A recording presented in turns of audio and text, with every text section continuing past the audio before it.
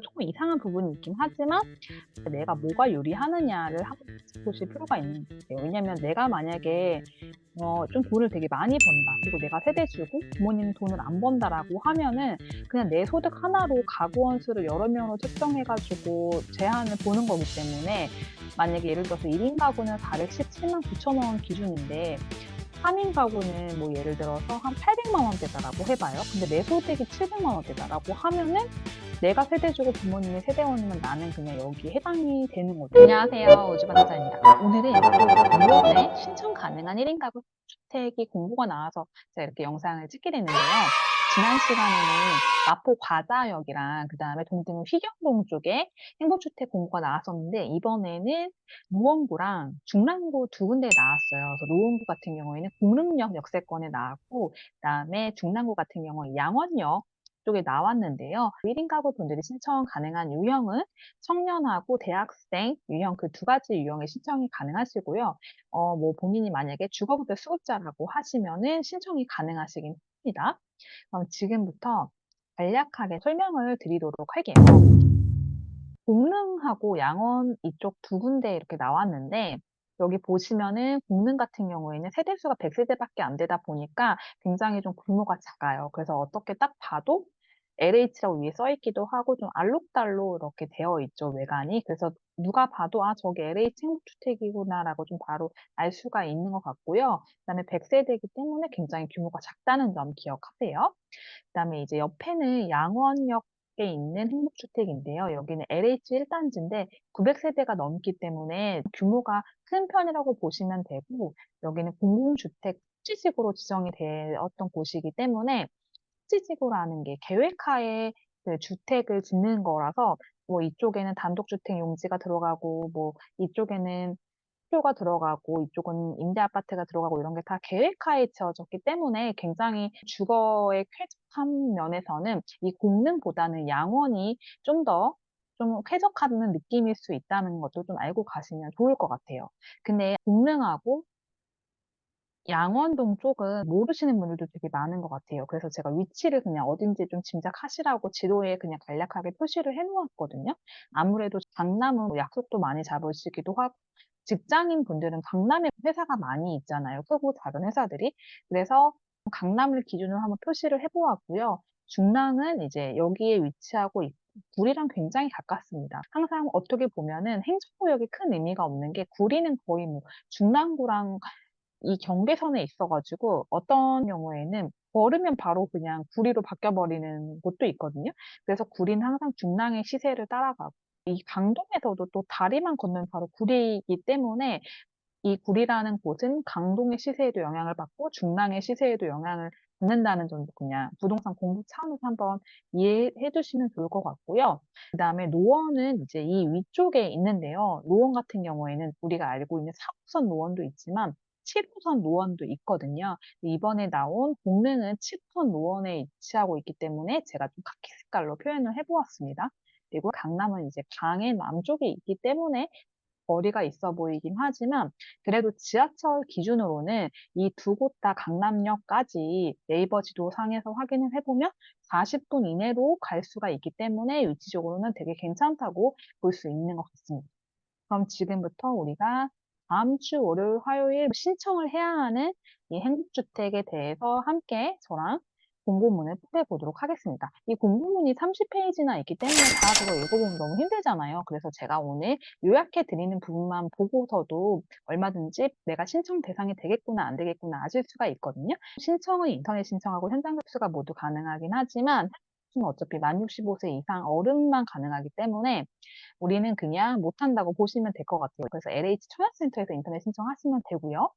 또 이제 청약통장 같은 경우에는 가입하기 입주하기 전까지만 청년 같은 경우는 가입해 두기 때문에 뭐 지금 현재는 없어도 되고요. 대학생은 아예 없으셔도 되는 걸로 알고 계시면 됩니다. 대상은 이 네 가지 유형으로 나뉘어요. 그래서 대학생, 청년, 신혼부부, 한부모, 주거급여 수급자 이렇게 나뉘는데 대학생 같은 경우에는 현재 대학을 재학 중이거나 만약에 졸업을 했더라도 내가 아니면 자퇴를 했더라도 2년 이내이기만 하면 대학생 자격으로 신청이 가능하고요. 청년 같은 경우에는 보통은 나이가 돼야만 한다고 생각하시는 분도 있는데 이게 또 두 가지로 나뉘거든요. 그래서 청년은 19세 이상 30세 이하이기 때문에 출생일이 뭐 84년 5월 27일생부터 2005년 5월 29일로 규정을 하고 있긴 하지만 내가 만약에 여기에 나이에 해당하지 않더라도 소득이 있는 업무에 종사한 기간이 5년 이내면 할 수 있다는 점을 기억을 하시면 되겠습니다. 그리고 세 번째 이 예술인도 조금 기억을 해 두셔야 되는데요. 이 예술인 같은 경우에는 예술인 복지재단 홈페이지에 들어가면은 내가 예술인으로 이렇게 등록하는 절차가 있어요. 거기서 증명서가 나오시는 분들이 예술인으로 되는 거거든요. 그래서 만약에 내가 예술을 활동을 하고 있는데 예술인으로 등록되어 있지 않다면 추후에 이런 임대주택 공고나 나중에도 예술인 정원 같은 거 되게 많거든요. 그다음에 신혼부부, 한부모는 그냥 넘어가도록 할게요. 그리고 주거급여 수급자 같은 경우에는 이거는 주거급여법이라고 규정은 되어 있지만 기초생활수급자법에 의한 저소득층분들을 말하기 때문에 실제 내가 이 주거급여 수급자인지 아닌지 모르겠는 분들은 그냥 아니라고 보시면 돼요. 이거는 이제 사회보장급여라고 해 가지고 본인이 소득재산 심사를 다 받은 후에 거의 한 달 넘게 조사를 해서 이 수급자로 보장받으신 분들한테 해당이기 때문에 본인이 신청조차 하지 않았다면은 이건 될 수가 없어서 이건 아니라고 보시면 될 것 같아요. 그리고 이제 위치는 아까 제가 간략하게 말씀을 드리긴 했지만 위치는 이제 첫 번째 노원은 공릉행복주택이라고 해서 공릉역 도보 8 거리에 있습니다. 그래서 위치에 대한 그 느낌은 이제 이런 느낌으로 보시면 되고요. 이렇게 아파트 단지랑 함께 어우러져 나 이렇게 종합운동장이 함께 있으면은 좀 주거 공간으로서 괜찮다고 보시면 될 것 같아요. 하지만 이 노원 공릉 공공주택이 안 좋은 점은 제가 봤을 때는 택지인 점은 좋긴 하지만 여기가 이제 100 세대밖에 안 되기 때문에 여기 한 동이거든요. 그리고 7호선이기도 하고 강남으로 접근하기에 이제 쭉 가면 고속터미널이기도 하고 강남구청역도 나오고 하기 때문에 굉장히 이제 그 선에 종류도 괜찮지 않나 이렇게 보고요. 또 초등학교가 항상 같이 있으면 차량 같은 경우에도 시속을 제한을 두고 있기도 하고 여러모로 좀 안전한 느낌으로 보시면 될 것 같고 여기 또 뭐 하이마트도 있고 그렇잖아요. 전반적으로 거주 환경으로도 되게 괜찮은 편이다라고 생각을 하시면 좋을 것 같아요. 그리고 두 번째로는 이제 양원역, 그 LH 1단지 되어 있는데요. 여기는 보면은 굉장히 이 녹지 공간이 잘 어우러져 있다는 거를 볼 수가 있어요. 지도를 켰을 때 이렇게 공공주택 지구라고 되어 있으면 어떤 뜻이냐면은 정부나 여기는 서울이기 때문에 서울시에서 공공주택 지구로 지정을 해서 처음에 이제 난개발로 시작된 게 아니라 다 택지지구로 조성을 해서 여기에는 아파트를 짓고 여기에는 뭐 학교를 짓고 여긴 녹지 공간을 짓고 그걸 다 계획하에 건설을 한 그런 지구를 말해요. 그렇기 때문에 당연히 그냥 무차별적으로 뭔가 일반인이나 민간 건설사에서 어 어떤 요건이 맞으면 본인들이 건축 허가 신청해 가지고 통과가 된 후에 아파트를 짓는 것과 그리고 처음부터 정부나 지자체에서 '아 이 도시는 이런 식으로 지어야겠다.'라고 계획을 먼저 하고 지은 도시의 분위기는 굉장히 다르겠죠. 그다음에 여기는 900 세대가 넘기 때문에 아까 이제 여기 노원 같은 경우에 이게 한동이라서 어떻게 보면 약간 오피스텔 느낌도 나잖아요. 그런데 여기 같은 경우에는 그냥 아파트 한 단지로 보시면 될 것 같아요. 도보로는 여기도 마찬가지로 한 7분 정도 걸려서 역세권의 유무에 대한 그 거리는 좀 두 개 다 비슷하다고 보면 될 것 같아요. 근데 그러면 둘 중 어디가 더 낫냐? 일단은 여기는 경의중앙선이기 때문에 본인이 어디에 회사가 있냐에 따라 좀 다를 것 같아요. 예, 요새는 구리 쪽이나 남양주 쪽에도 지식산업센터도 되게 많아 가지고 그쪽으로 중소기업 다니시는 분들은 회사가 있는 경우도 많거든요. 만약에 본인이 구리나 뭐 남양주 뭐 미사 이쪽이라고 하면 양원역이 더 나은 거고요. 그다음에 내가 만약에 강남 쪽에 회사가 있다 아니면 종로 쪽에 있다라고 하면은 이제 공릉역이 낫다고 생각할 수도 있어요. 또 본인의 취향마다 나는 좀 더 되게 널찍널찍하고 쪼끔 여유롭게 살고 싶다라고 하는 분은 무조건 양원역인 것 같아요. 여기는 아무래도 좀 구도심적인 분위기가 있기 때문에 쪼끔 도시가 낡은 그런 느낌이 나고요, 공릉 쪽은. 그다음에 여기는 신도시로 택지지구로 조성이 된 곳이기 때문에 좀 굉장히 좀 쾌적하다는 점도 기억을 하시면 좋을 것 같습니다. 그럼 내가 신청을 하고 입주는 언제 하는지 절차를 말씀드릴게요.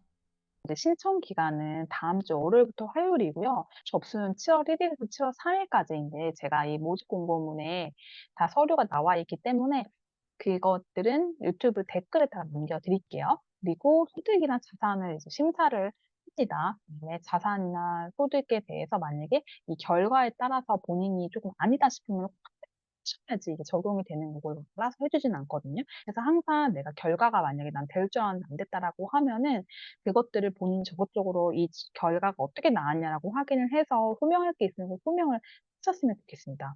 그리고 당첨자 발표는 2024년 10월 8 일이고요. 계약 체결은 이제 별도로 안내를 합니다. 왜냐면 아무래도 이건 예비 입주자를 공고를 하는 거기 때문에 그렇고요. 그리고 만약에 동점일 경우에는 추첨제로 선발한다는 점도 이제 기억을 해주시면 좋습니다. 임대 대상 및 임대 조건인데요. 보증금이 최소는 3,200, 최대는 3,500, 그다음에 보증금에 대한 그 임차료는 최소 13만 1,000원, 최대 14만 2천 원인데 이것도 마찬가지로 보증금을 더 높게 하거나 더 낮게 해가지고 월 임대료를 조정할 수 있는 부분이 있기 때문에 만약에 보증금을 4천만 원대까지 늘리면 월 6만 1,000원으로까지 월 임대료를 낮출 수도 있거든요. 그리고 양원 같은 경우에는 보증금 3,060만 원에 월 9만 8천 원도 있고요. 그다음에 보증금 3,240만 원에 월 10만 4천 원도 이제 있습니다. 그다음에 두 단지 모두 최대 거주 기간은 6년이에요.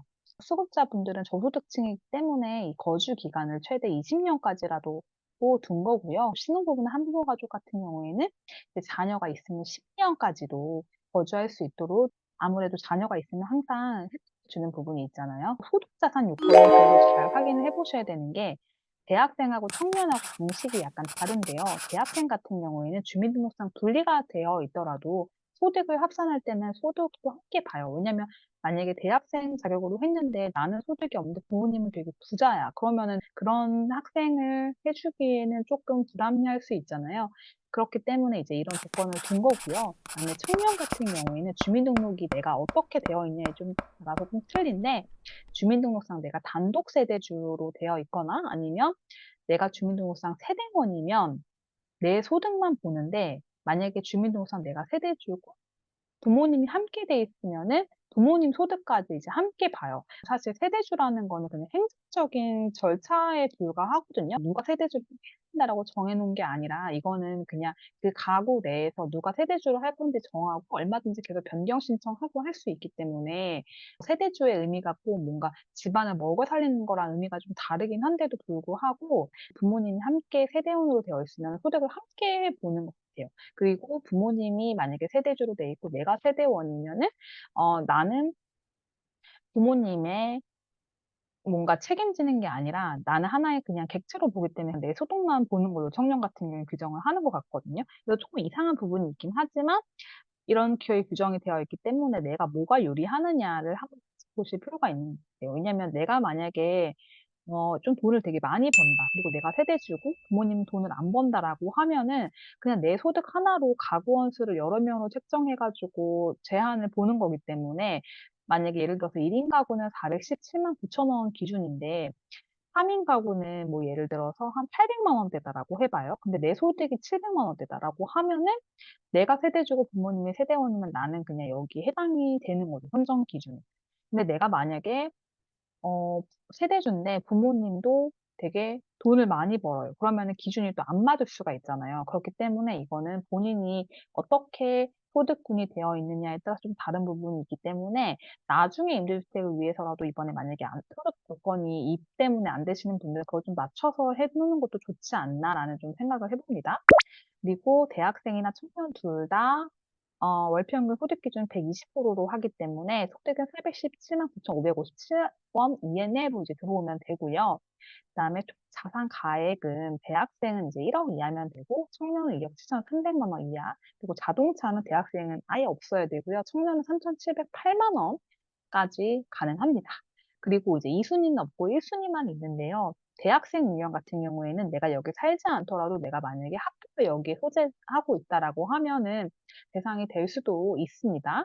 그다음에 소득 근거지 같은 경우에 이제 청년분들 같은 경우에도 마찬가지로 예를 들어서 사업자 등록증은 다른 데 되어 있는데 실제 근무지가 여기에 소재를 하고 있다고 하면은 신청이 가능하다는 점을 기억하시면 좋을 것 같아요. 그리고 이 평수도 잠깐 보면은 10A는 17A는 거의 뭐 한 5-6평 정도로 규모를 보시면 될 것 같고요. 14는 이제 4평 남짓하다고 볼 수가 있는데 아무래도 이제 17이 좀 나은 것 같아요. 크기 면에서도 그렇긴 하지만 이제 14 같은 경우에는 지금 보면은 이쪽은 16, 17은 다 방이랑 거실이 이쪽으로 향해 있기 때문에 여기 복도랑 전혀 누군가 나를 볼 수 있거나 창문을 조금 보통 창을 좀 해 놓잖아요. 근데 볼 수가 없지만 여기 같은 경우에는 현관이 이렇게 창문이 분명 여기 조그맣게 이렇게 보인단 말이죠. 그런데 주방이 있고 방이 있으면은 좀 이거는 본인이 좀 싫어하는 분도 있을 것 같긴 해요. 이쪽이 다 복도식이기 때문에. 그래서 이런 건 뭐 커튼 잘 되긴 하겠지만 그런 것도 있다는 점을 기억하시면 좋을 것 같고요. 뭐 크게 중요한 사항은 아니에요. 아무래도 물론 좋긴 하잖아요. 그래서 이제 14는 뭐 어떤 분들은 괜찮을 수는 있겠지만 그 4평이니까 전용 좀 되게 좁은 것 같긴 합니다. 그래서 그 평면도도 한번 그냥 가볍게 보시면 좋을 것 같고요. 평면도는 거의 뭐 다른 원룸이나 이제 그런 것들이랑 오피스텔이나 비슷하기 때문에 뭐 큰 부담은 아닌 것 같아요. 그리고 청약 접수 방법은 앞서 말씀드린 것처럼 모바일이나 PC, LH 청약 플러스에서 신청을 하시면 되고요. 그다음에 서류를 제출할 때는 등기우편으로 제출을 하는 거고 공고문은 여기에서 이제 또 확인을 해보시면 돼요. 그래서 여기 모집 공고와 관련해서 아니면 동네 분위기라든지 이런 것들이 또 궁금하신 내용이 있으면은 저한테 댓글로 물어봐 주시면 제가 또 답변을 드리도록 하겠습니다. 그러면 오늘 이제 행주택으로 여러분들이 1인 가구분들 집을 구하시려고 고민하셨던 분들은 좀 도움이 되셨으면 좋겠고요. 또 미래도 지금 주택 접수가 시작이 됐거든요. 그래서 그것도 제가 내일 바로 또 올려드리도록 하겠습니다. 감사합니다. 안녕.